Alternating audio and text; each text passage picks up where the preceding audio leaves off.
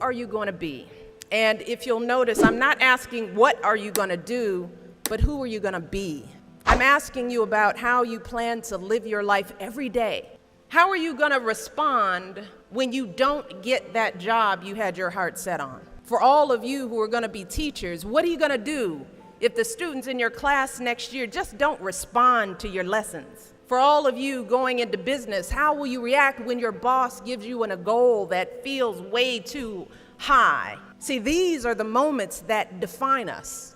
Not the day you get the promotion, not the day you win Teacher of the Year, but the times that force you to claw and scratch and fight just to get through the day.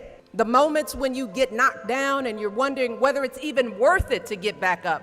See, those are the times when you've got to ask yourself, who am I going to be? And I want to be clear, this isn't just some vague platitude about building character. In recent years, we've actually been seeing a growing body of research that shows that skills like resilience and conscientiousness can be just as important to your success as your test scores or even your IQ. For instance, West Point cadets who scored high on things like grit and determination were more likely to complete basic training than those who ranked high on things like class rank, SAT scores, and physical fitness. So what we're seeing is that if you're willing to dig deep, if you're willing to pick yourself up when you fall, if you're willing to work until your weaknesses become your strengths, then you'll develop a set of skills that you can mold and apply to any situation you encounter, any job you might have, any crisis you might confront. But you got to make that choice. And let me just share just a little secret before I end. As someone who has hired and managed hundreds of young people over the course of my career, whether it was during my time as a lawyer, as an administrator, as a university, a nonprofit manager, even now as First Lady, I have never once asked someone I was interviewing to explain a test score or a grade in a class. Never.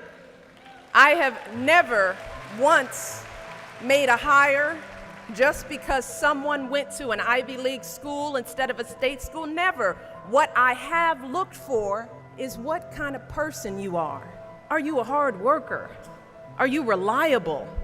Are you open to other viewpoints? Have you stepped outside of your own self-interest to serve others? Have you found a way to serve our country, whether in uniform or in your community? Again and again, I have seen that those are the qualities that I want on my team, because those are the qualities that move our businesses and schools and our entire country forward. And just understand this. Those are the qualities that you all already embody. They're the values you learned from your parents, from the communities you grew up in. And today, more than ever before, that's what the world needs.